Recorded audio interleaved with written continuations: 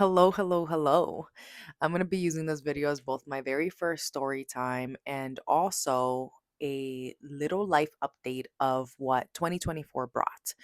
I hope that you guys can get more insight of who I am as a person and what I'm hoping for with both this YouTube channel and also just the upcoming couple of years. I have been doing a lot of more vlogging, and to be honest, that's more because it just happened to be that way. I had a bunch of trips planned towards the end of the year, and I decided to just use that as my way to get into editing, into content creation.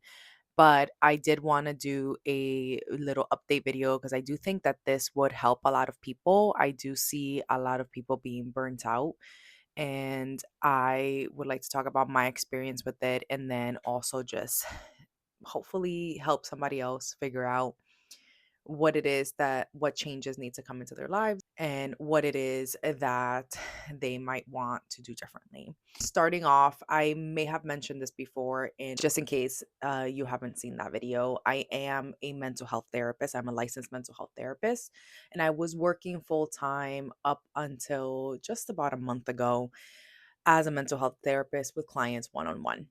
I was working with the same agency for about 5 years, as a full time therapist for about four, and then I resigned. Main reason for that being complete and utter burnout. Now, one thing that as a therapist they don't teach you in school is that they do teach about burnout and like how is a possibility, but they don't teach you that one, it will completely change your outlook on the profession and just in life in general.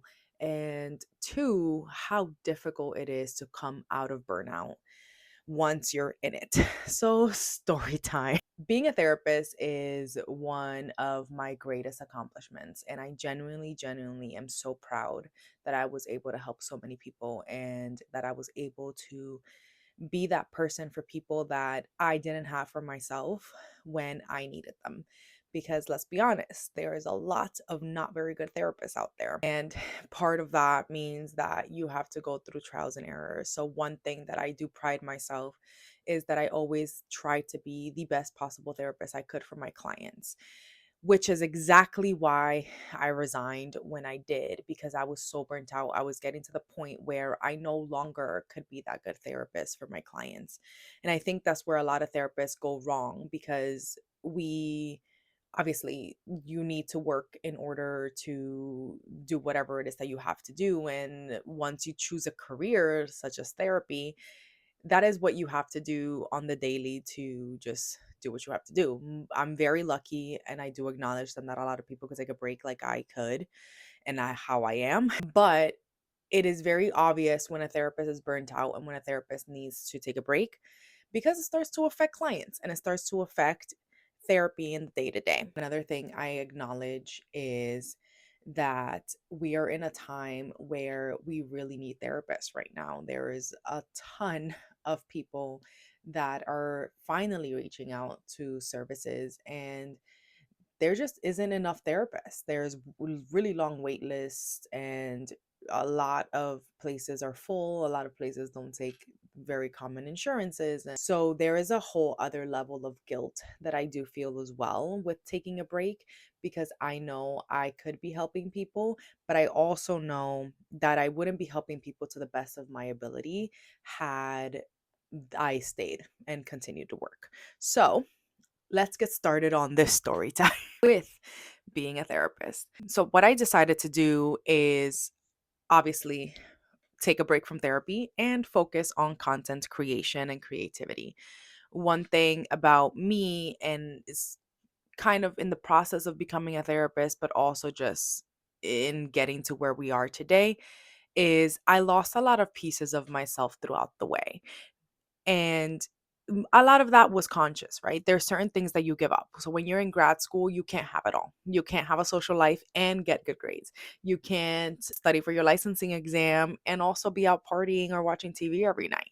So you have to give up parts of yourself in order to make other accomplishments. And at the time, that was fine. So there was a lot of parts of me that I gave up throughout the years for my goals and to accomplish my goals. And also just because I lost myself throughout the journey as well, because there's a lot of mental health instability that comes with growing up and being in your 20s and experimenting and going to grad school and accomplishing goals and fitting some sort of expectation that other people may have from you. And because of all of these things, I lost a lot of little pieces of me.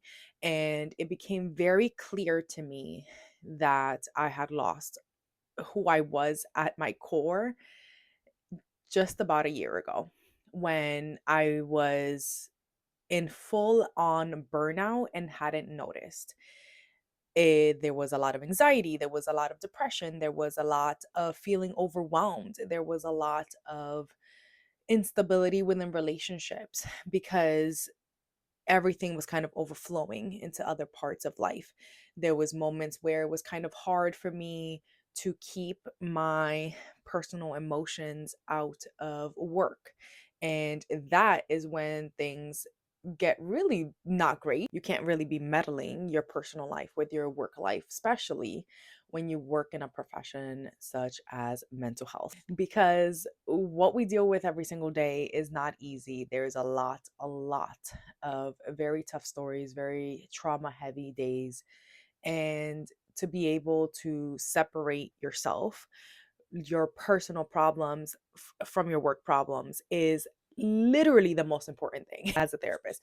You have to leave work at work and you have to leave home at home. And I had realized it wasn't working out for me. I would take work home with me and it was affecting my sleep. It was affecting my ability to do any type of self care, any type of enjoyable activity. And then I would also have a really hard time leaving home at home. So if I was in a bad mood that day already at work, I was not to my 100%. Granted, I wasn't taking it out on my clients, I wasn't taking it out on my coworkers. That is very unprofessional. I would have never done that. But it would be I know I wasn't doing my best. I wasn't doing my best as a therapist. I wasn't doing my best as a coworker. I wasn't doing my best on the day to day. Once I started to notice that, I immediately started to talk to supervisors about it. And we started to figure out like what can you do to make it easier. And it's really hard, I think, from my own personal experience. It's really hard once you get to this point of burnout to just like do something enjoyable and think you're going to be fine. But that's really where we were at the time. So at the time, the solution that we all came up with, me and supervisors and everybody, is like, okay, well, you just need a break. You just need to do more things that are fun. You just need to go on a vacation. You just need to go on a trip. You just need, at that point, my New Year's resolution was to go back into reading, which was something that I really, really used to enjoy when I was younger and just didn't have the time for anymore once I went to grad school to be able to read for fun. So I started reading again. I started watching shows again. I started making sure I had my music, making sure we were exercising, all of these daily things that you have to implement in your regular life, no matter what your career is. So, no matter whether you're a therapist, a doctor, a cashier, in customer service, eh, working with kids, being a teacher, like it doesn't matter what your career is, you need to make sure you have self care in your every single daily routine in order to avoid burnout, because the reality of it is that we all can burn out. And once you get to that point of burnout, it's a lot harder to come back around than if you're taking care of yourself along the way. And the taking care of yourself along the way is the problem where I went wrong, because I wasn't doing it consistently enough prior to burnout in order for it to work now as a band aid during burnout. So it was more of, okay, now we're going to put a band-aid on this situation. So you're burnt out. So we're going to put a band-aid and we're going to hope for the best. And here we are, 8 trips later, and many, many books later, and many, many concerts later. And I was still burnt out. So I had literally just gotten back from a trip. And I remember going right back into work a couple days later and feeling that same anxiety, that same sense of doom, feeling overwhelmed immediately, the same day I get back. And I said, I can't do this anymore. I cannot be in this constant cycle of going on vacation, coming back, and trying all these things and it not fixing anything, because that's the reality. It was a band aid. I would be fine if I was away. But the moment that I came back, I was still having the same insecurities. I was still having the same anxieties, the same depression, the same burnout. I was getting sick a lot more. I've been sick more this year than uh, probably in the last 10 years combined, and it just wasn't working anymore. My resignation letter had been written for months, mostly because I was considering a job where I could be remote only. It would have been a lot easier than having to go into the office, which granted, I was only going into the office twice a week, so it wasn't the end of the world. But I know that I would have preferred to be fully remote. So I was already looking for jobs. I was already looking at other offers. And as I was interviewing for other jobs, I panicked because it was the reality of, if I leave this job, I would still be doing the exact same thing somewhere else. And that scared me, because this is a career that not only did I spend a lot of money to get my degree, because grad school is not cheap, but also I put a lot of time, effort, energy, and a lot of passion and parts of me into this, because it is a career where you have to be yourself and you have to give up parts of yourself in some ways in order to be able to connect with people, because it does bring out a lot of countertransference. It does bring out a lot of maybe triggers from your past when you are sitting in front of somebody who just reminds you of you from, I don't know, 15 years ago, which happened to me actually. And that is really rough to work through as well. But that is a story time for another day. Countertransference. So it is a job that we're human, right? But at the end of the day, we're not allowed to be human in front of a client. We are supposed to be your therapist. So we cannot show you our struggles. We cannot show you the countertransference. We cannot sit here and cry in session with a client, right? We still have to hold a composure and we have to do code switching, which is also exhausting, because at that point, you're now being that therapist, being that good support system for your client, helping them work through things, while also having your own internal battle of, I am not okay right now. How can I be helping somebody else when I myself am not okay right now? Through all of this discovery and constant supervision and constant talking to family and friends, I realized that all of this was happening because, in a way, I had lost who I was and I was just being who I was supposed to be. It was autopilot. At this point, I was so burnt out that I wasn't necessarily a person anymore. I was just, I guess we can use the word machine, right? I would go to work, I would do what I have to do. I never fell behind on my job. I did everything I had to do. And then I would come home and shut down. This is not a life. This is not living in any way. And there was no sense of enjoyment or any type of positive in my life. So then at this point, it made me realize, what is something that is missing, right? What are some things that you love to do that you haven't been doing? And I realized that in the midst of all of this, I didn't have anything I was working towards. I have always been working towards something, whether it was grad school, whether it was a personal goal, whether it was creativity. I used to write. I used to, like I mentioned, reading already. I used to write poetry. I used to write my own stories and my own fictional stories. I used to just spend a lot of time doing like a lot of creative things. I used to make jewelry. I love music. I love to sing. I love to dance. I used to want to constantly be learning. And that is a part that I had not done in a very, very long time. I had let go of my creativity and had focused more on my logical thinking mind of focusing on, how can we be the best possible therapist for my client. Yeah, that's great. I do not regret that in the slightest. I am very proud of what I accomplished as a therapist. But at the end of the day, as a human being, I still need to be able to do the things that I enjoy as well. So that is why we're here today. I decided that one of the things I have always wanted to do, and I might have mentioned that at some point, is learn how to make and edit videos. And it is something that I've been wanting to do since I was about 14 years old, and I am 30 now. So this has been a long time coming. And I want to do a lot of things with videos, but mostly I want to just normalize the idea that it's okay to have a goal, it's okay to accomplish your goal, and it is okay to realize that in the middle of all this, we have to start over.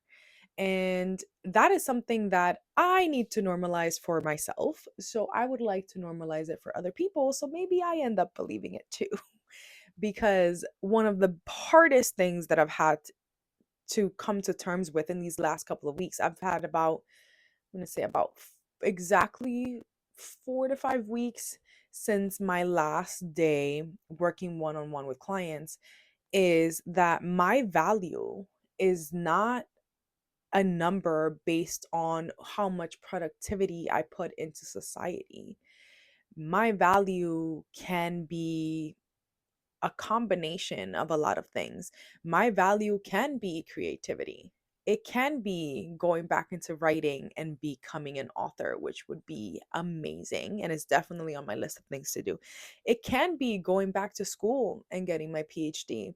It can be putting out content and reaching out more people, which I have been. I've been working on mental health content on TikTok for a while. And I hope to bring that to YouTube because TikTok is getting banned anyway.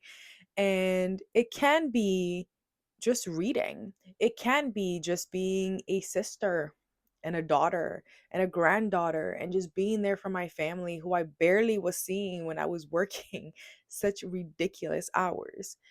It can be in the little things. My value does not have to be a representation of how much of myself I am giving out into society. And with that, I hope I can believe that one day. Because to be honest, as of even just saying it right now, it makes me a little emotional. And I did not come into this video to cry. So I'm not going to do that. And I think I'm going to end it soon because of that. But it made me realize that there has to be other people out there feeling like this. Especially now that I'm 30, I feel like every single person I know that is turning 30 this year, so my friends, and as we go into this new decade, we're all filled with self-doubt and like all of these expectations of ourselves. It's not even other people putting it on there. It's of ourselves of what we should have accomplished and what we should have been doing and what we should have now that we're 30. We should have life figured out. That's not the reality. I know it's not. I know there's already a ton of content out there saying you don't need to have it all figured out by 30. But I am here to add to that because as I live it in the process, it is really easy to be able to watch somebody else say that and not believe it. So I'm going to watch myself say that, and I'm going to watch myself begin to believe it as we go into this new year. And I have no idea what I'm going to do. And I have no idea what the next couple of months are going to look like because that's just kind of where I am in life right now. And it terrifies me because I am a person that has always had everything planned out from high school to college to what I'm doing after college to grad school. I have always had it planned out. And this is the first time in my entire life that I have no idea what's coming next. I know what I wish would happen next. Is it going to happen? I don't know for sure, but I am going to take you along for the journey. Come along with me as I figure out what it would be like to start over again, just as I literally just turned 30 in a world that is so rapidly changing and trying to find my creativity again. Anyways, that was a very long winded way of talking about burnout, I really want to use some of these videos to talk about, obviously, like break down more mental health things, talk more about what burnout is, talk more about also just self-care, what they didn't teach me in school as a therapist, what as a human being I learned as I got older, but also just with the knowledge of psychology, with the knowledge of a therapist, what I've learned as I grow myself. Because that is one thing I will forever be grateful for, is that my master's and my background in therapy helped me be so much more compassionate with myself than I ever could be. And I want people to learn that as well. So I do hope to use some of these videos for that. Maybe not all of them. There's going to be tons of more traveling, tons of more fun stuff, hopefully. But I do want to do more little story times like this. So hopefully you guys get to know me a little bit better. And I hope I get to know myself a lot better. Thanks for watching.